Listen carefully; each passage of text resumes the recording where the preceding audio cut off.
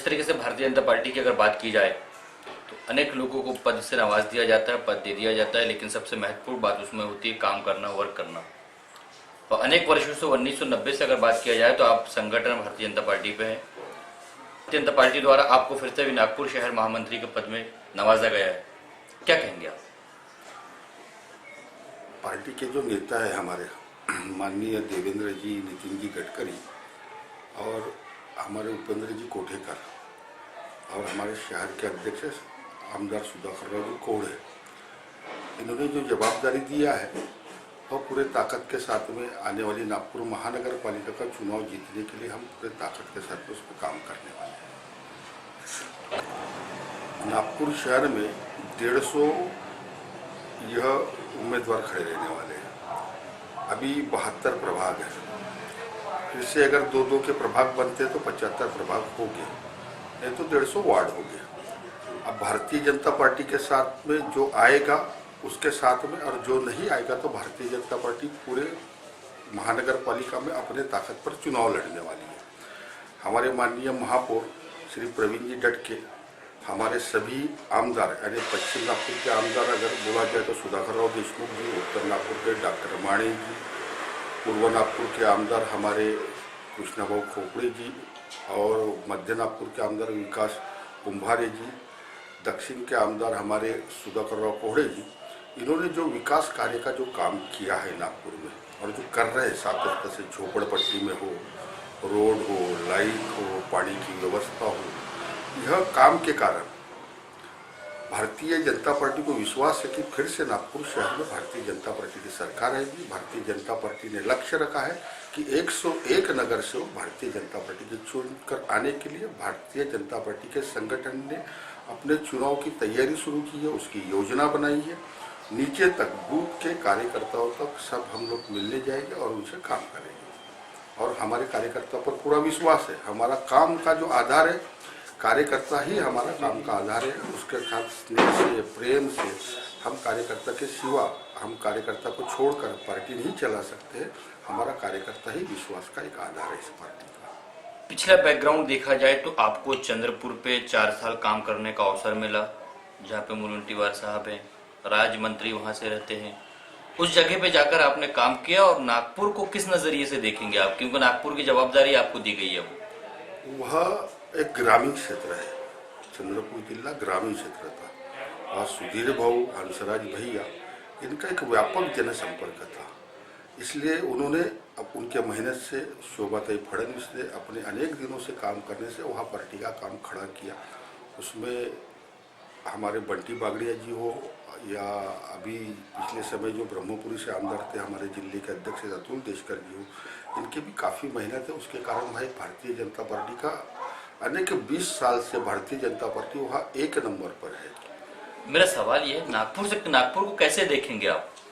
देखिए, वो ग्रामीण क्षेत्र है, यह शहरी क्षेत्र है। यहाँ के विषय अलग है और चंद्रपुर के विषय अलग थे। यह शहरी क्षेत्र होने के कारण यहाँ की समस्या अलग है और चंद्रपुर की समस्या अलग है। वहाँ किसानों से संबंधित ज़्यादा समस्या होती थी, यहाँ विद्यार्थियों से संबंधित है, युवकों से संबंधित है, झोपड़पट्टी के प्रश्न है, यहाँ विकास की जो बात है। और आज अभी तक विदर्भ के अंदर में या नागपुर शहर के अंदर में नितिन जी जब पालक मंत्री थे तब यह शहर का उन्होंने चित्र बदलाए थे।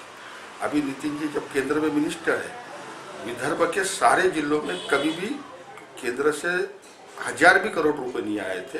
अभी तो 2,500 हजार करोड़ के ऊपर में विदर्भ के सभी जिले में, नागपुर शहर में मेट्रो शुरू हो रही है, नागपुर शहर में अनेक नए योजनाएं आ रही है, नागपुर शहर में मिहान का प्रकल्प में बड़े पैमाने में शुरू हो रहा है। हमारे मुख्यमंत्री जी रोज नागपुर को करीबन जब से मुख्यमंत्री जी बने हो गए तब से मुझे ऐसा लगता है कि महानगर पालिका के माध्यम से, अनेक माध्यम से 1 करोड़ रुपया या 2 करोड़ रुपया रोज नागपुर के विकास के लिए दे रहे हैं, ऐसा मुझे चित्र लग रहा है। नरेंद्र जी मोदी देश के प्रधानमंत्री बनने के बाद में दलित समाज में कभी भी हाउस के ऊपर में संविधान पर देश स्वतंत्र होने के बाद में कभी चर्चा नहीं हुई, उन्होंने चर्चा की है। और बाबा साहब ने जो देश को संविधान दिया वह कितना महत्वपूर्ण है, वह गीता के समान है, बाइबल के समान है, कुरान के समान है। उससे भी उन्होंने बढ़कर बाबा साहब के उस संविधान को कहा है। रहा मुस्लिम समाज का बात, तो मुस्लिम समाज को एक निगेटिव निगाहों से देखा जाता है, आतंकवादी नक्सलवादी से जुड़ा हुआ देखा जाता है। सिर्फ जो गुमराह हुए हैं वही तरुण है, लेकिन सारा मुस्लिम समाज यह हिंदुस्तान को, भारत को अपना देश मानता है और भारतीय जनता पार्टी पर विश्वास करता है। नागपुर शहर में अनेक कार्यकर्ता जो अनेक पार्टियों में काम करते थे, मोदी जी के कारण उस पार्टी में जुड़ रहे हैं और भारतीय जनता पार्टी का मुस्लिम समाज में जो स्तर था वो बढ़ रहा है। इसी कारण पिछले महानगर पालिका के चुनाव में हमने मोमिनपुरा में भारतीय जनता पार्टी जीती है। हमारा अनेक मुस्लिम बस्तियों में भारतीय जनता पार्टी के अच्छे कार्यकर्ता, अच्छा संगठन खड़ा हुआ है। जिस तरीके से आपने 150 प्रभागों की बात की नागपुर कॉर्पोरेशन की, तो 150 में से अगर हम रीवा से आते हैं तो सबसे पहले वार्ड नंबर 1 आता है।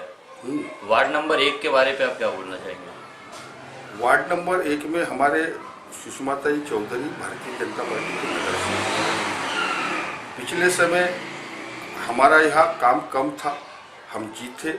जब से सुषमाताई हमारी चौधरी की नगर सेविका बनी है, तो हमारे यहाँ जो आउटर क्षेत्र है, जहाँ प्लाट धारकों की अनेक समस्या थी, उन्होंने छुड़ाने का प्रयत्न किया है। यहाँ की जो गरीब बड़ी बस्तियाँ थी, झोपड़पट्टियाँ थी, वहाँ विकास का काम किया है, रोड बनाया है, पीने के पानी की व्यवस्था खड़ी की है। फिर हमारे जो सिंधी बंधु रहते हैं, उनके भी क्षेत्र में उन्होंने अच्छा काम किया है। यहाँ क्रिश्चियन बंधु रहे थे, उनके क्षेत्र में अच्छा काम किया है। यहाँ के जो हमारे बौद्ध बंधु रहे थे, उनमें अच्छा काम किया। मुझे विश्वास है कि इनके काम के कारण यहाँ इस प्रभाग की जनता फिर से भारतीय जनता पार्टी के पीछे ताकत से खड़ी रहकर इस प्रभाग में अभी आने वाले चुनाव में दोनों के दोनों सीट हम भारतीय जनता पार्टी जीतेगी, ऐसा विश्वास है। यह मेरा विश्वास है कि नागपुर शहर की जनता भारतीय जनता पार्टी पर विश्वास करेगी और भाजपा के साथ में ताकत से खड़ी रहेगी। हमारे साथ जो आएगा उसके साथ में हम चुनाव लड़ेंगे, जो नहीं आएगा उनको छोड़कर भी हम अपनी ताकत के साथ में भारतीय जनता पार्टी चुनाव लड़ने वाली है नागपुर शहर के अंदर। गुजरात जी, बहुत बहुत धन्यवाद टाइम न्यूज से बात करने के लिए। थैंक यू, धन्यवाद।